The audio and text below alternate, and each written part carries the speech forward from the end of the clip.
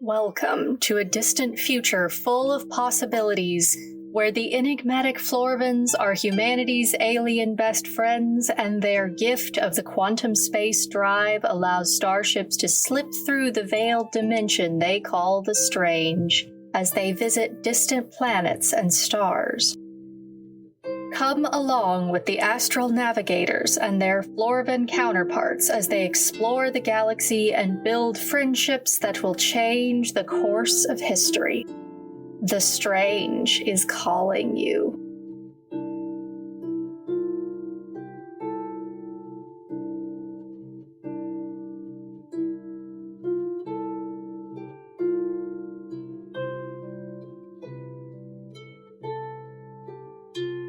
Welcome, friend-shaped entities, to the third episode of the Strange Space Adventures podcast.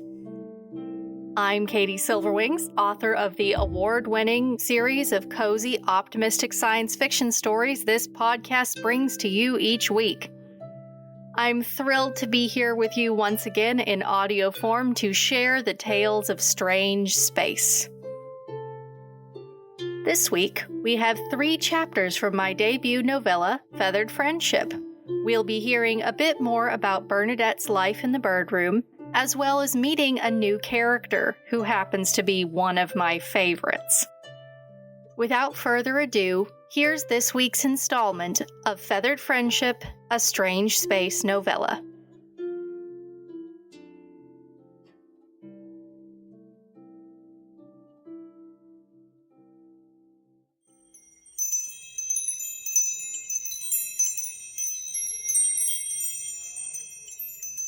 Chapter 6.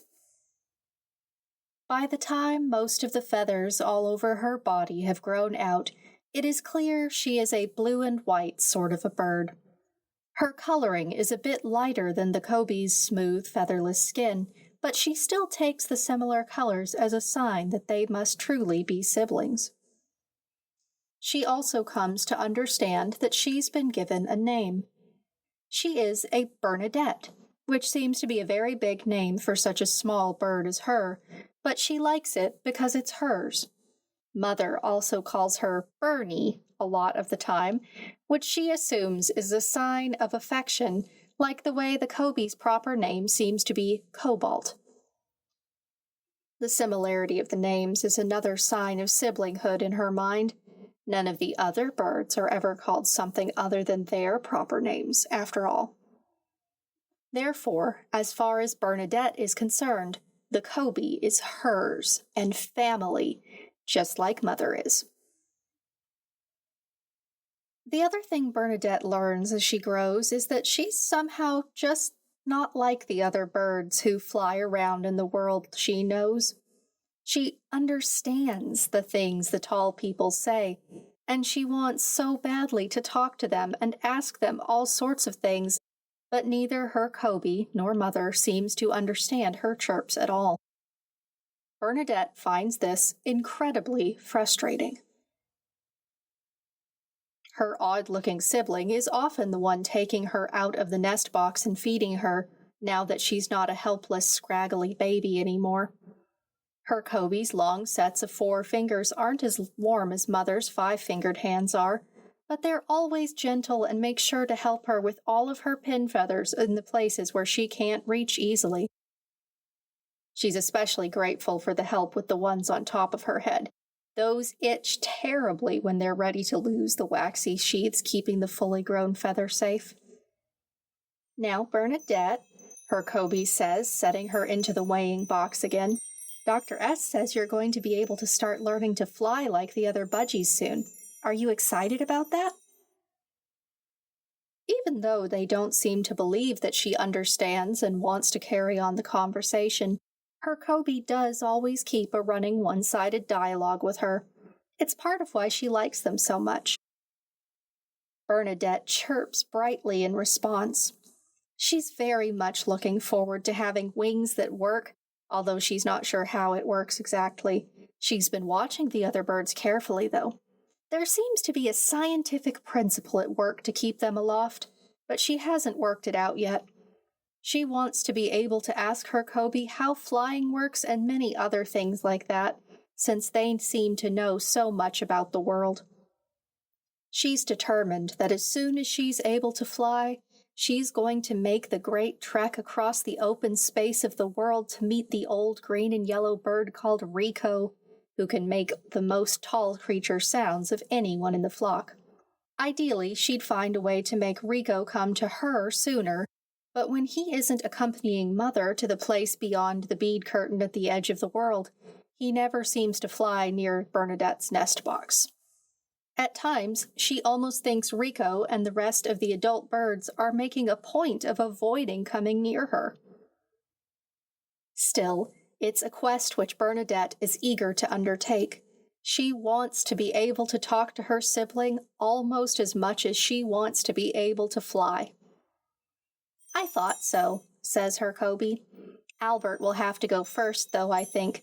He's almost a week older than you, so he should have his flight feathers ready and fledge first." Albert is the name belonging to another young bird who lives in the nest box next to Bernadette's. He is yellow and loud and somewhat annoying.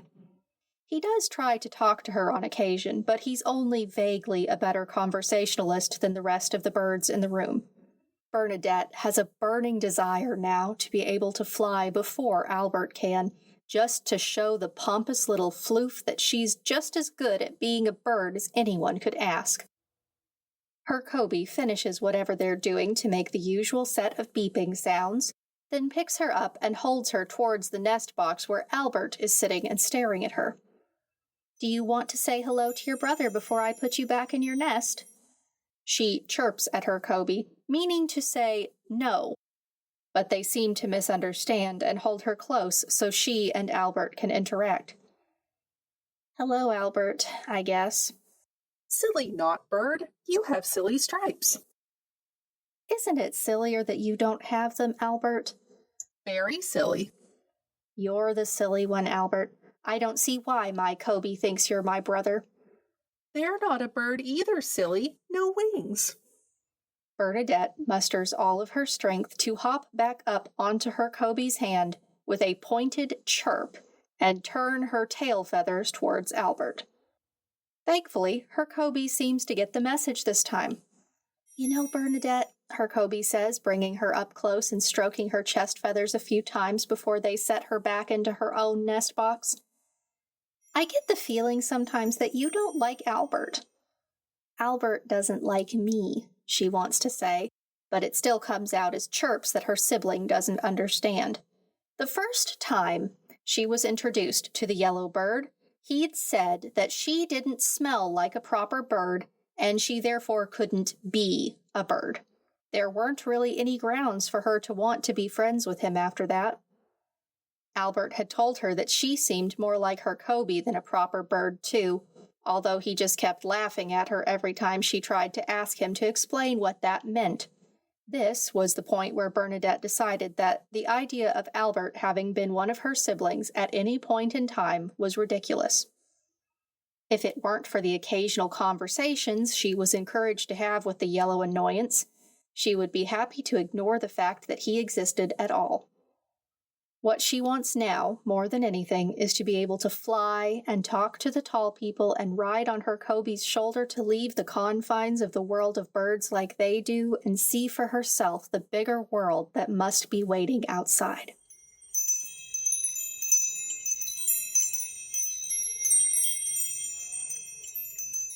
Chapter 7. All right now, Kobe, if you look at the metabolic rate charts on that holoscreen and read off the numbers to me so I can enter them into the system, that's our first step for the day. Which holoscreen, Dr. S? The one on my pocket comm, dear. I left it on the counter by Bernie's nest box. Cobalt walks over and lays their hand on the small silver device, pausing for a few moments to greet the little blue and white bird who's so happily begun chirping at them for attention. "You mean this one?" they ask, holding the pocket comm up. "You'll have to unlock it. The holoscreen's not projecting." Dr. Salzar Newman turns to look at them and raises an eyebrow. "No, dear, I left it out. I can see it in your hand from here. Are you okay? I... Cobalt looks down at the device and waves one of their hands through the air around it. The tactile feedback field responds with a mild hum at the point where their fingers meet the holoscreen interface. Oh, there it is.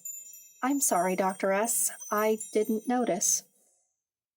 Dr. Salzar Newman stops what she's doing and comes over, setting a hand gently on the young Florivan's shoulder and looking carefully at their 3 golden eyes. It's that kind of a day, then? You should have told me earlier, Kobe. How many doses? 3, Cobalt replies, hesitating again. It's not that bad. I can see a bit of a shimmer now if I squint. Here. They offer the pocket comb to her, looking away. She takes it and then sighs. You know I'm not upset with you, right? We've talked about this. I just need to know if you can't see what we're working on so I can give you something else to do until the side effects wear off.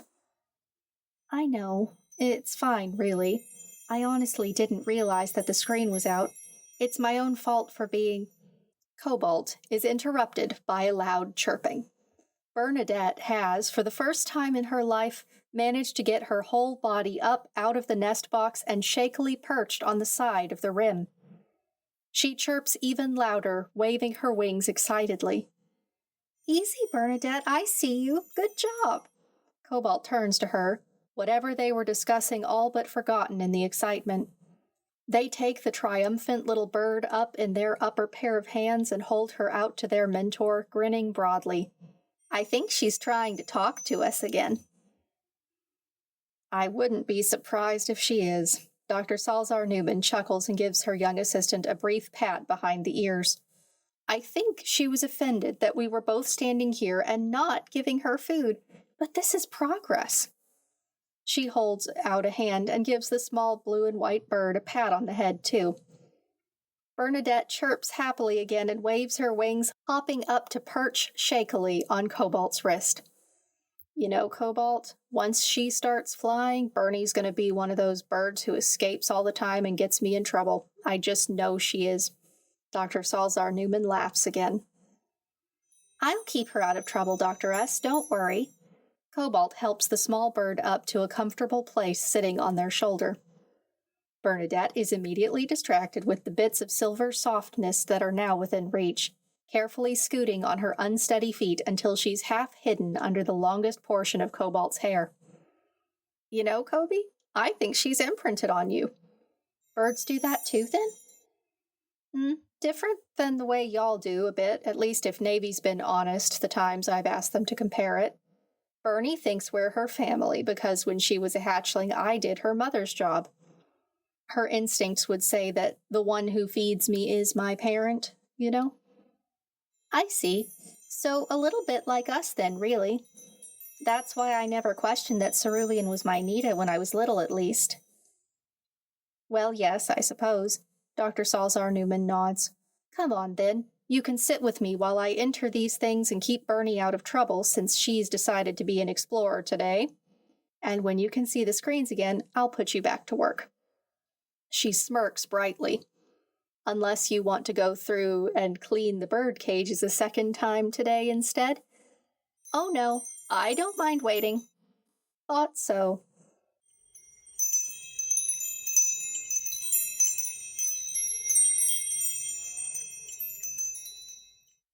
Chapter 8. It's an exciting day for Bernadette when a new tall person comes into the bird room for the first time in her life.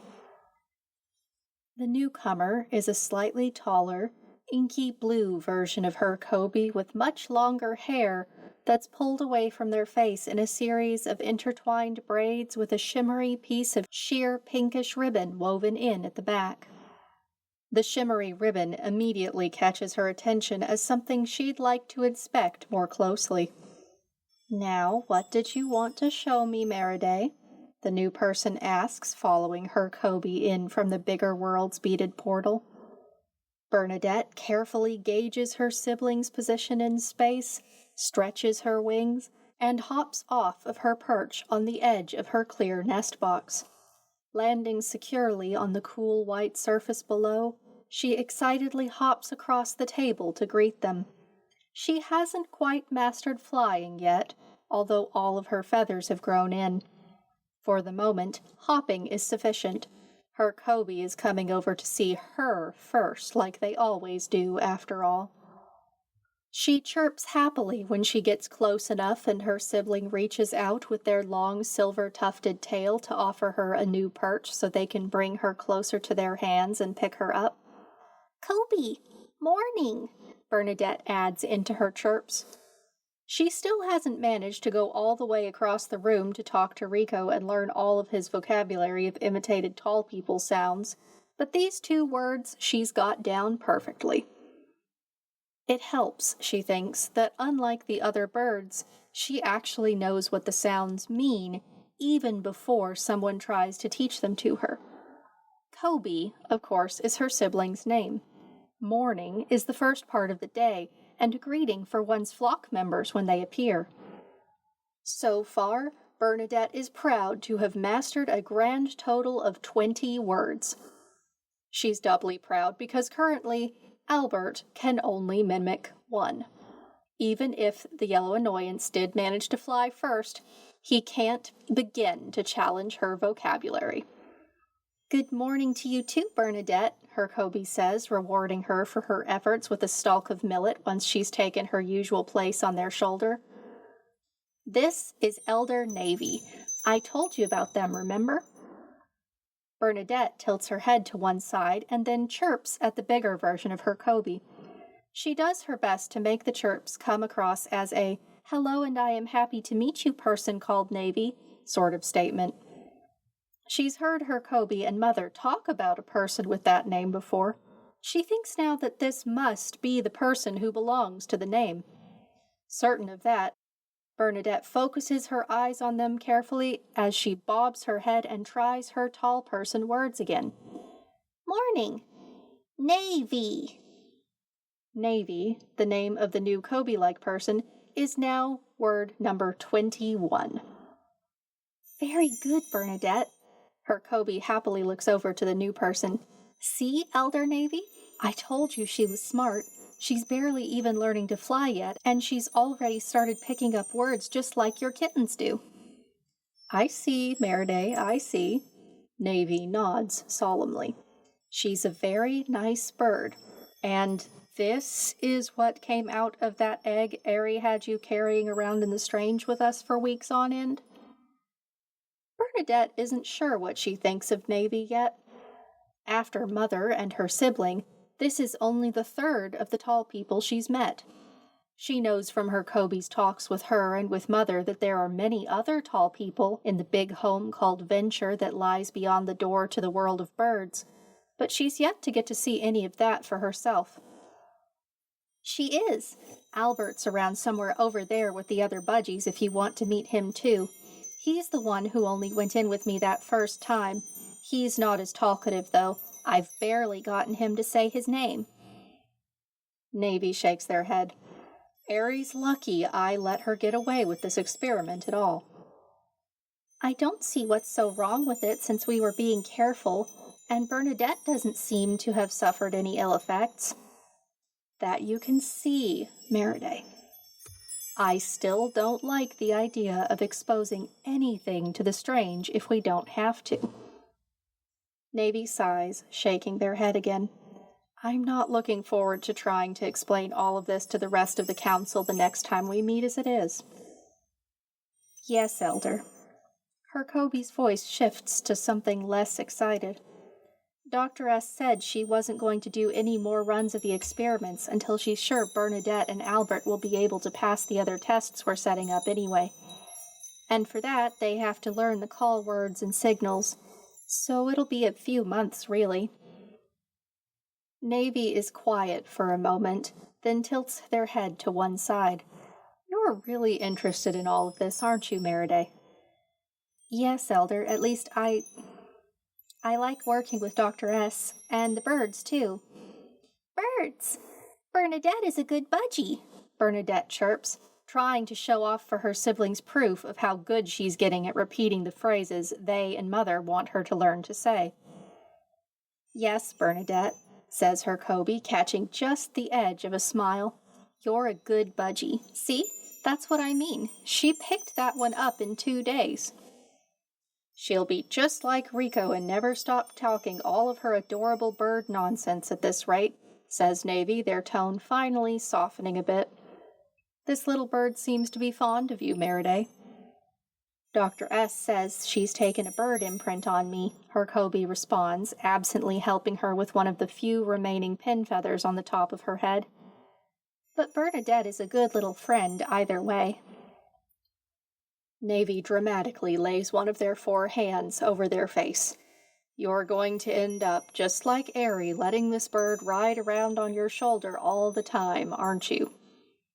Oh, really now, Navy? Says Mother, appearing out of the doorway and coming over to join the 3 of them.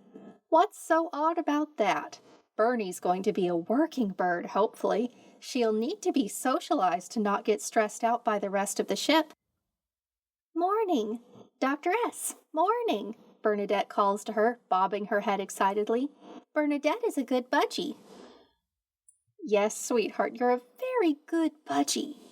Mother laughs brightly and offers a hand to her. Good morning. How's my Bernie today? Bernadette flaps her wings and hops the short distance to reach it, nuzzling happily against Mother's cheek when given the chance. She then looks up to the green and yellow bird, who often accompanies Mother when she leaves the world of birds, and chirps a few happy good morning things at him, too. This is the closest she's ever been to Rico. Usually he flies off to join the flock as soon as Mother comes near her. The old bird looks down at her from his perch in Mother's hair and chirps back, although not with the sort of conversational chirps he uses with the rest of the flock. It's more of a, hello and I see you still exist, sort of chirp coming from him. Terse as it is, Bernadette takes this as a good sign. Hello, she chirps again, tilting her head to one side at him. I will learn to fly soon. When I can, will you teach me your songs so I can talk to my Kobe and Mother and Navy? Fly and sing. Rico fluffs out the feathers on his chest and flaps his wings. Howdy, stranger. Rico is a pretty bird, pretty bird. Bernadette marvels at the performance. As Rico flies off to join the rest of the birds, she decides to take his response as a promise. Oh dear, says Navy. The birds are gossiping about you again, Airy. More likely, Mother laughs, they're gossiping about the fruit I brought down for them all from hydroponics. You're still involved in that, you know. Navy swishes their tail pointedly. It counts. So I am. Here, Bernie, go back to Kobe now. I need my hands to make your breakfast. Mother holds her out where she can flutter back triumphantly onto her Kobe's shoulder. Navy shakes their head again. Airy, you spoil these birds almost as badly as you do my kittens. What can I say? I like seeing my feathered children happy and well-fed just as much as my step kittens. Now, be a dear and help us get their breakfast in order before the budgies all get too excited and try to get in the way. We can discuss the parameters I'm thinking for Albert and Bernadette's tests after I get the flock fed. You really invited me to come in early because you wanted 2 extra pairs of hands to help you with all this, didn't you? It's a perk, yes. Mother grins. Besides, you know you like my birds. I like them best now that I'm not living with any of them. You're never going to let me live down the time Monica made a nest in your closet, are you? I forgive Ariadne, but I have a long memory. All right then, Elder, if you would please help me with this. I promise you won't have to wait as long. Don't worry, Bernadette, whispers her Kobe as the other 2 tall people go over to do whatever it is they're doing with the contents of the large bag Mother was carrying. They're actually best friends. They just chirp at each other a lot, that's all. I heard that, Meriday, calls Navy from across the room. Bernadette decides this must mean that the tall person named Navy is part of her flock, too. It's true, though, Navy, isn't it? Asks Mother, halfway between laughing and serious. Or are we back to being something else? We're family, Ariadne. but that doesn't mean you're not the most confounding human I've ever met all the same. Ha, says Mother, giving Navy an affectionate nudge, much like Bernadette has seen the birds in the flock do with each other. And you're still the most oddly serious Florvin I've ever come across. That's why we're friends, isn't it? Naturally.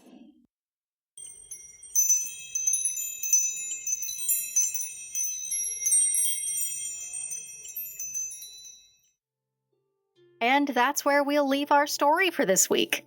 I hope you're enjoying the continuing story of Bernadette the Budgie. Next week, we'll be meeting a few more characters, as well as seeing how long it takes for folks to notice just how special our dear little bird is. If you've enjoyed the show, please leave a comment or review on your podcast source of choice. Reviews and recommendations are the best way to help grow the show so I can continue bringing you more and better stories each week. Be sure to subscribe too so you don't miss the next episode. If you'd like to support this podcast and all of my other ongoing projects in the Strange Space universe, you can join the Strange Space Fan Club. It's free to join and gets you access to perks like the Strange Space Encyclopedia, chapter transcripts, and the official fan club newsletter. At higher tiers, you can also access the full archive of Strange Space stories on my website, receive exclusive fan club merchandise, and more. You'll find the link to join in the show notes. Thank you so much to all of my existing fan club members, especially Astral Navigator tier member Sharon T. Hinton and long-running space adventurer Tabitha. I am deeply grateful to all of my fan club members for making this podcast possible. Thanks again for joining me today on the Strange Space Adventures podcast. I hope your upcoming week is filled with opportunities and joy. This is Katie Silverwings wishing you the best the galaxy has to offer. Stay shiny!